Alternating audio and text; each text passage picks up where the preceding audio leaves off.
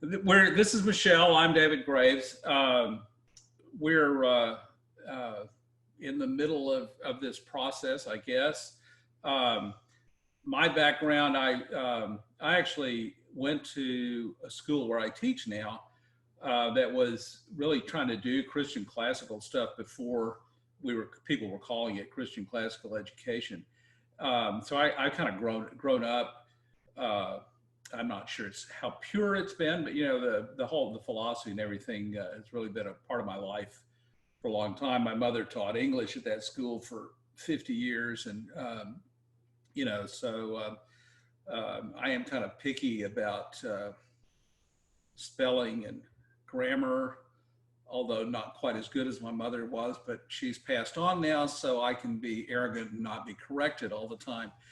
The I'm sure some of you will be correcting me. I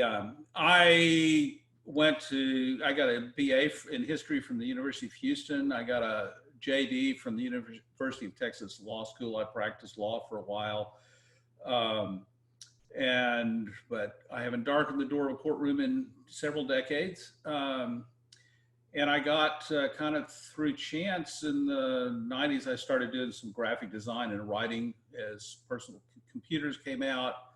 The school I went to needed a yearbook advisor and a communications person and asked me to do that. So I did communications for them for a long time. But I really had this opportunity to build this journalism program for them, which has been really very rewarding because you kind of see the results of all the classical education coming together in a really practical way. But around the time I started that, I met Michelle, and we've got 4 children, one of whom is working for the Department of Defense in Washington, one of whom is about to deploy. We don't know exactly when, because whenever we ask him, he says, "Operational security, Dad, operational security." So, we have a daughter who's sort of in college in New Jersey, but she's here right now. Um, she is not happy because her junior semester in England has been canceled. She's not completely sure whether she'll be doing college in Houston or New Jersey in the fall, so we'll see. And we have a son who's kind of the reason we're not going out till next summer. He's a senior in high school. He's applying to West Point. He's applying to a couple schools, hopefully ROTC. We're kind of hoping West Point takes him because then we'll feel less guilty in just abandoning him. We'll figure he's taken care of. I found out about Rafiki through Michelle. She can tell you how she did it just a little over a year ago. And really the reason that we're here is because about 15 or 20 years ago, I said, Michelle, when I retire, we can go anywhere you want to. And I'm getting close to retirement age. And she has remembered that for 20 years. So last year, sometime she said, "What do you think about moving to Africa?" And I said, "I don't care as long as they have a fast internet connection." And then she talked to Karen, and she can tell you the details of that. But essentially, Karen said, "Well, we don't want just you, Michelle. We want David too." And I would have to say I was skeptical but we went to that weekend. I think we met most of you all at that weekend. And, so kind of driving back, I thought, wow, this is something I want to do. So we went to Kenya. We had a great experience there. I'm sure that when we go out full time, it will not be quite as smooth and pleasant as it was there. But over the last year, we've, particularly this year with the COVID crisis, some other stuff, we're getting plenty of training for hardship. So I think we're ready. Anyway, that's kind of it for me. Michelle? I'm Michelle, and I'm a teacher. I've been teaching in classical Christian education for more than 25 years now.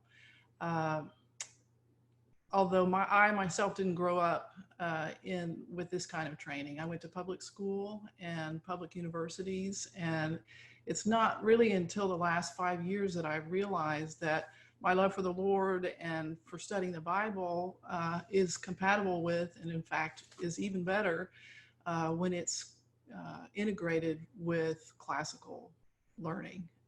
And so to me, that's been kind of a revelation in my most recent job, where there's a lot of professional development, and we've gone to conferences, and that's where I first found out about the Rafiki connection. I knew about it from Bible Study Fellowship a long time ago, but I didn't realize that they had schools at this point. So when I found out about that and investigated that, I thought, well, that's where I want to go when Nathan graduates. And so I inquired about applying for that job, and found out that, hey, it's not really a job. And so, lots of surprises, but we're trusting that the Lord can work out all the fundraising. And just from what I've seen of the school curriculum, it's really exciting. The integration, the biblical worldview integration is really integrated in everything. And I've just found in my own experience when I'm teaching, that the more you can connect things together, sort of across the disciplines, the more exciting it is for me as a teacher, and also for the students. They start to see that, okay, Jesus isn't just in this one part. He is in everything, and he's